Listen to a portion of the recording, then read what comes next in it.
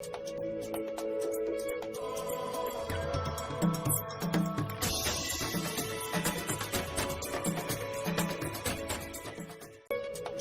good evening from wherever you're tuning in, and welcome to another edition of AFCON Highlights, where we bring you up to speed with the developments that are going on in the country of Cameroon.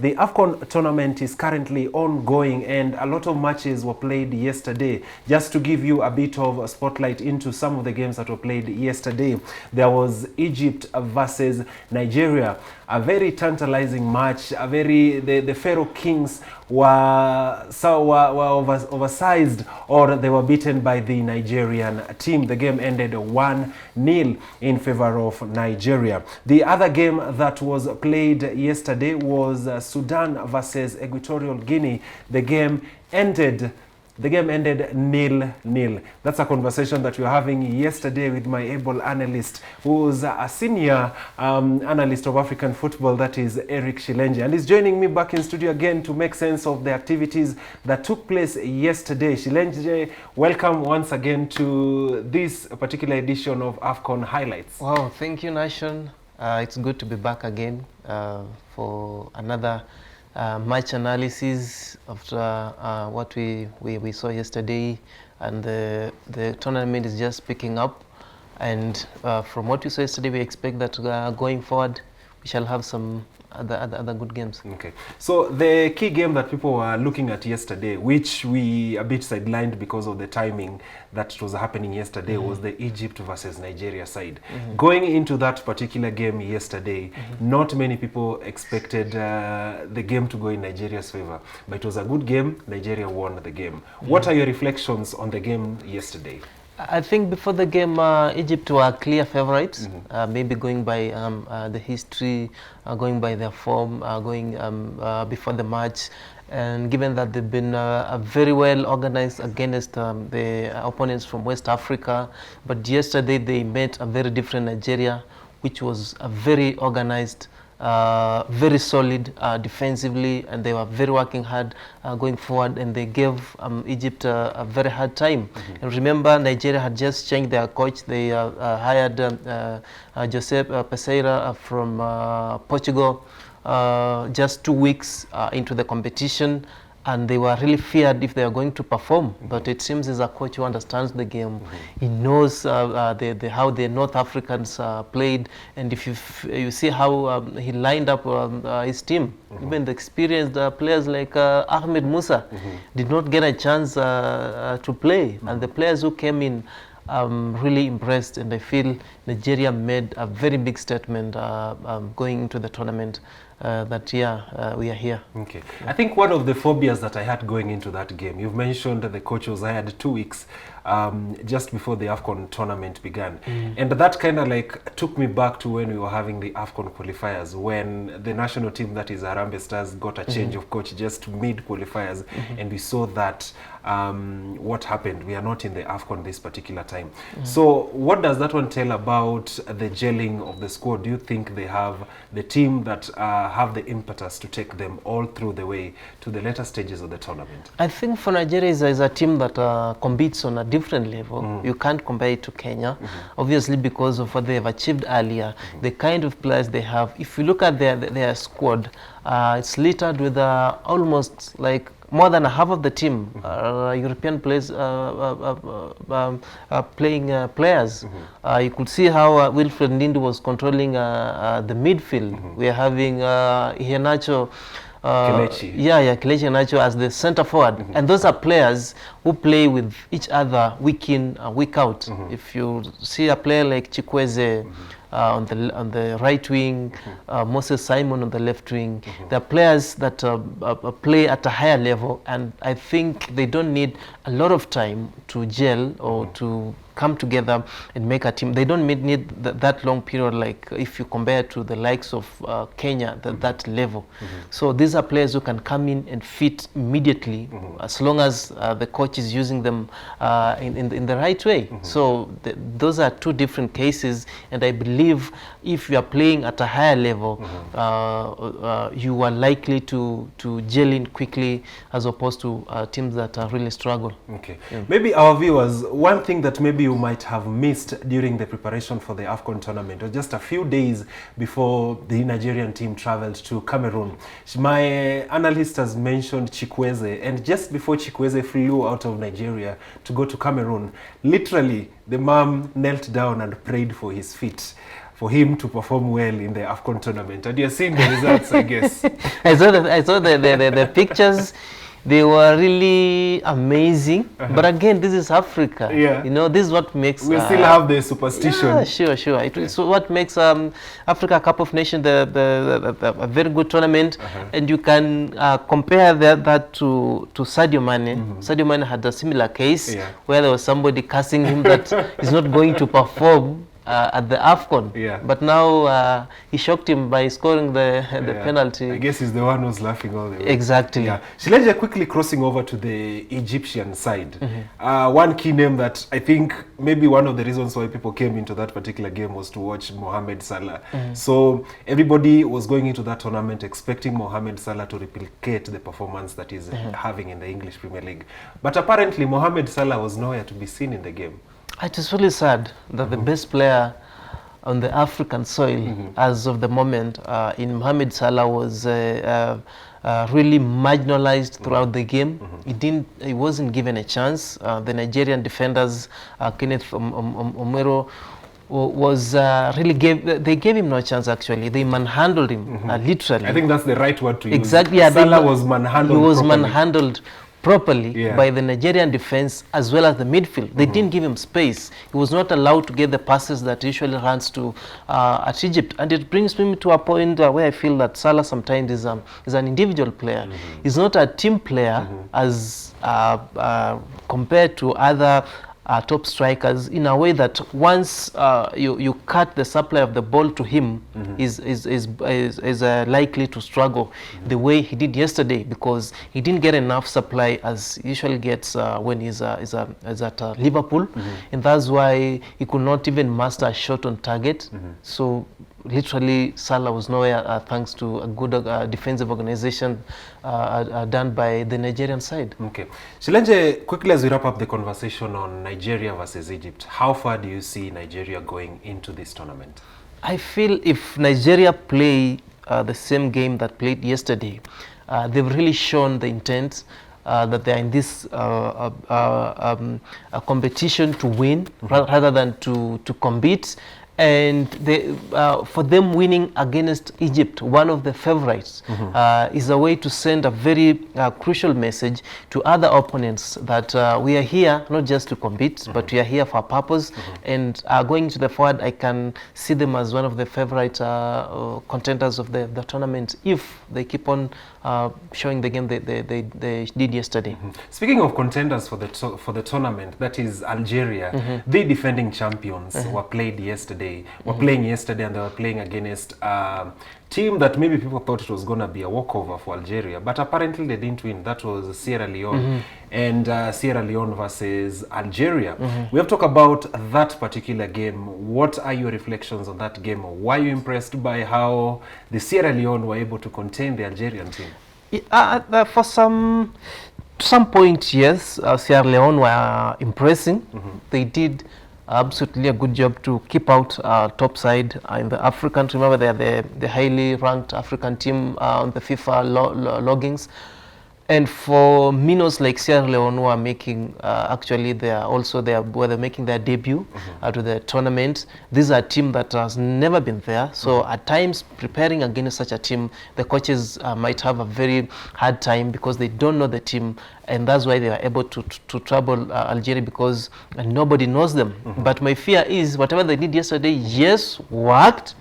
But going to the tournament, no. It won't take them that far. It won't take them because far. there was a lot of gambling going on there. Yeah. They were simply trying to keep away Algeria, but they offered nothing in terms of attacking. They played, I feel like they played without purpose or ambition of winning or scoring into that game. Their joy was just actually to contain Algeria. Yeah, which worked. It worked. But going forward into the other games, Yeah. no, Yeah. that is zero. Let's talk about the star man in that match. That is man of the match, Mohamed Kamara. Yeah, the goalkeeper. Let's talk about the performance of Mohamed Kamara yesterday. Totally spot on. But again, he had a good defense. He was really protected. As much as he faced so many shots, but his defense was in the game, just to ensure that he has enough buffer. But again, going into, as I've told you, going into deeper into the tournament, when he shall be playing the other opponents, yes, they might have had the muscles to go against Algeria. But now when they play the other teams, likely he might tire. He might not be able to replicate the same game. If he doesn't do so, does Sierra Leone has the strikers to score the goals? Because they need the goals. Yeah. Defending alone is not going to help them to progress. They needed goals, which they are not showing at the moment. But for the goalkeeper, he played a very good game, keeping the Algerian strikers out of bay for the entire game yesterday. Okay. I know Algeria have played, and we mentioned this when we were talking about the analysis yesterday, that Algeria coming into this competition having a streak, a 40-game streak, not having lost any game in the continent. That is the World Cup qualifiers and the AFCON qualifiers. So, where do you think their draw yesterday places them in their table standing? Do you think it has a bearing or? It doesn't have a very big bearing because likely they might scrap off and qualify for the next phase. But now how they pick themselves up after the draw is what is going to matter a lot, because this is a tournament and you can get a team that is very stubborn. Yes, you pick a point. You need now to see if this point can help you to maybe to give you morale going into the other two games that they are going to play. So depending on how they're going to pick themselves up is what will show what happens in the other phase. But so far you can see that many teams are not scoring goals. So it might not be a problem for Algeria alone. Yeah. So it's something that cuts across all the teams. It's cutting across. It's cutting across. Even for Senegal, yes, they scored against Zimbabwe, which was luck by the last minute penalty, pure luck. So it's really not so much out of them. Okay, so I think our viewers, it's time for us to switch gears into the upcoming matches which you're going to be talking about. And in case you're wondering which games are going to be played, that is tonight at 7 and at 10 p.m. The following are just some of the games that are going to be played. That is Mauritania versus Gambia are going to be playing tonight, and Equitorial Guinea versus Ivory Coast. Those are the games that are going to be played today. That is Equitorial Guinea the game kicks off at exactly 10 p.m. Kenyan time. Shilenje, very quickly as we wrap up our analysis for today, key games are going to be played. Mauritania versus Gambia. Those are not very able teams. Let's just say what it is. Like, they're not tough competitors in the African tournament. Maybe just before we talk about Gambia and Mauritania, since I see we have Nicolas Pepe on our screen right here, that is the Ivory Coast. Let us talk about the Ivory Coast versus Equitorial Guinea game that is going to be played at 10 p.m. Then we go to the Mauritania game. Pepe is going to be in the squad tonight. Any surprises you're expecting in the game tonight? I don't think there'll be so many surprises, because given how the tournament has been progressing so far, if a team like Equatorial Guinea can master a draw or maybe by luck a win against Ivory, it won't be so much surprise given how the tournament has been going far. But going to the game, Cote d'Ivoire are clear favorites in terms of the experience, in terms of the team that they have. Remember, they are 2 times champions for AFCON. In their run to their last triumph, which was in 2015, they beat Equatorial Guinea at the semi-finals, and I think that history is bound to haunt Equatorial Guinea same way today when they face Ivory. Ivory are having a very good squad. They are littered with the best players across Europe. The likes of Frank Casey is in the team, as you've said, Nicolas Pepe, Eric Bailey, Aman Diallo. They have so many good players. Even Sebastian Haller, who is doing very well at Ajax at the moment. They have everything working for them that can enable them to outshine Equatorial Guinea. So I give them a lot of chance to beat Equatorial Guinea today and maybe lead the group. Yeah, still continuing on the conversation of Ivory Coast. One thing that whenever you mention Ivory Coast, they were quite a very strong team in the early 2000s. You mentioned a host of so many big names in the team right now. Do you think that team has the ability to transform the squad back to where it was then? It's a problem that has really troubled Ivory for so long, for so many years, in that they have top talents, but when it comes to turning the talents into a team, they really struggle. We've seen the likes of Didier Drogba, the likes of Emmanuel Eboué, the likes of Toure brothers. They had so many good players, but now turning those players into a team has been really troubling. So it's something we need to maybe look at this tournament with the new, their coach Bomey is a Frenchman, is a man who understands the game. We need to see whether he can really turn Ivory into a strong team, contending team, if he can do so or not, because in terms of players, in terms of talents, they really have them. But now having a team is a big challenge that Ivory has had along the years. Maybe as we wrap up the conversation on Ivory Coast, the game tonight, the Ivory Coast, we've not talked about this. We were supposed to talk about it yesterday, and we didn't, and I wanted us to touch briefly on it. I wanted you to rate the influence of African players in the AFCON tournament. We already had, yesterday when you were talking, we were analyzing Keita's performance influence in the game. Do you think the African players are going to take their teams to where they ought to be in this tournament? Yeah, I feel to some point they will. When the rubber meets the road and things get thick, we need maybe the individual brilliance for maybe a team to win a game. I think at some point they will, but at the moment, the only team I've seen play, the only team that have replicated their European form is Nigeria. Nigeria's game yesterday against Egypt was very top-notch. It's a game where every team wanted to win. They were not defending or doing what, very open game. Though the tactics were a bit on that, because if you see Egypt went for a 3-4-3 formation. They were determined to win that game, but then the dynamics, I guess, changed. If you can feel like really the tactics, maybe the Nigerians' tactics did outwit Egypt, but the intent is both teams wanted to win, and that has been the game of the tournament so far.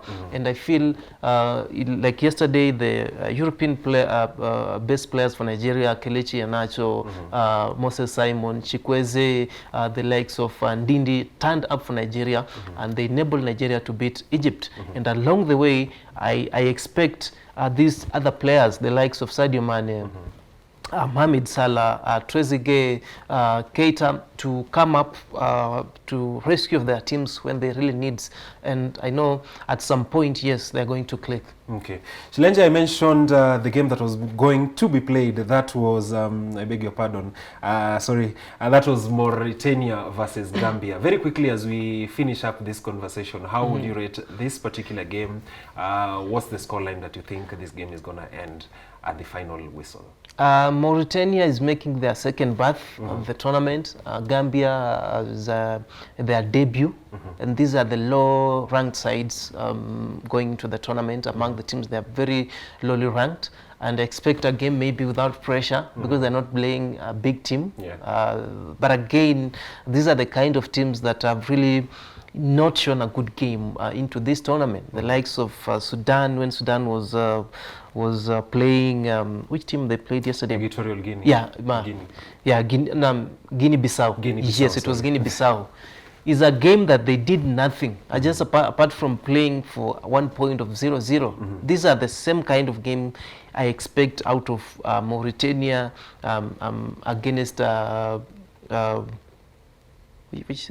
versus Gambia. Versus Gambia, yes. Given that these are teams that really are trying to hold on to themselves, they're trying to safeguard, they're avoiding defeat. They're likely to play into that kind of draw. And if we have to see goals, maybe is one team winning just by a goal. Okay, yeah, that's how. It's always nice having you, Shilenje, on the show. We are going to be here again tomorrow to make sense of what will have happened in the matches tonight. Well, that's all the time that we had on the AFCON Highlights edition today on Metropole TV. Do see you, hoping to see you again tomorrow, same place, same time.